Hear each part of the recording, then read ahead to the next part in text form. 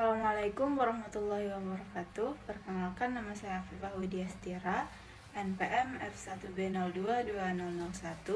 Di sini saya akan menjelaskan materi praktikum kimia organik yang berjudul pelarut organik dengan asdos Mbak Fira Anisyadini. Jadi pelarut organik itu adalah senyawa kimia yang memiliki struktur molekul berbasis karbon. Ini banyak digunakan dalam pelarut bahan untuk menciptakan larutan baru atau bahkan dalam mengekstraksi bahan dari bahan-bahan lain. Secara umum, pelarut organik ini mengacu pada zat yang mampu melarutkan zat lain. Namun, karena berbahan dasar karbon, semua pelarut ini memiliki atom karbon dalam struktur senyawanya. Pelarut organik digunakan oleh semua orang dalam sebagian besar aktivitas sehari-hari, mulai dari perawatan disinfektan hingga menghilangkan noda minyak yang membandel.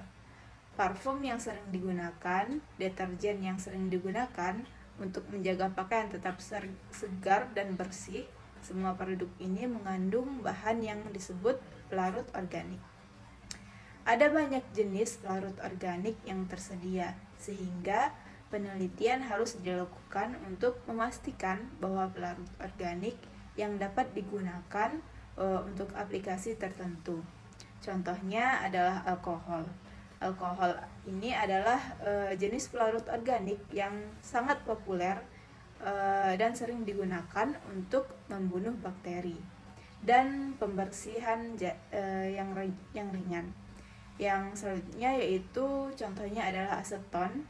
Aseton adalah pelarut organik umum lainnya yang mungkin paling dikenal untuk menghilangkan cat kuku. Pelarut organik aman bila digunakan dengan benar. Namun peralatan pelindung diri yang sesuai harus dipakai saat menangani pelarut organik ini. Paparan pelarut organik dalam jangka panjang atau akut tanpa perlindungan yang tepat dapat menyebabkan efek kesehatan yang negatif karena sejumlah besar pelarut organik bersifat karsinogenik. Pelarut organik bersifat mudah menguap. Pelarut organik yang mudah menguap adalah pelarut yang mempunyai kemampuan untuk menguap. Karena sifat mudah menguap, pelarut organik mengeluarkan bau ketika dilepaskan di udara. Pelarut organik dalam produksi biasanya digunakan untuk melarutkan zat sebagai media terjadinya reaksi kimia, sebagai bahan pembersih. Jenis senyawa organik yang digunakan sebagai pelarut antara lain senyawa aromatik, misalnya benzena dan toluena, alkohol yang misalnya metanol, ester dan ether, keton misalnya aseton, terus ada amina, terus hidrokarbon nitrasi, dan yang terakhir ada halogenasi.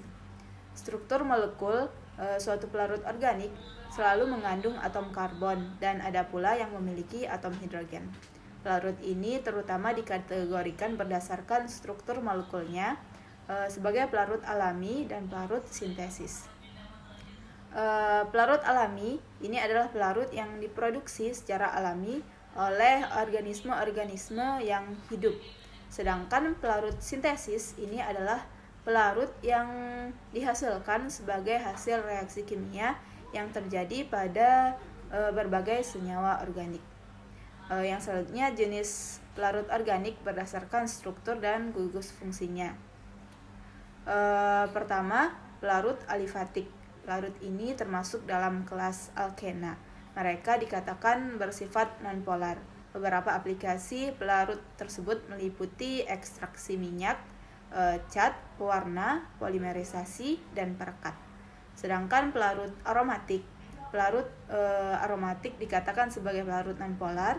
Mereka digunakan sebagai pelarut industri untuk perekat, cat, tinta cetak, proses ekstraksi, pengurangan insektisida. Yang terakhir pelarut karbonil ini termasuk ester.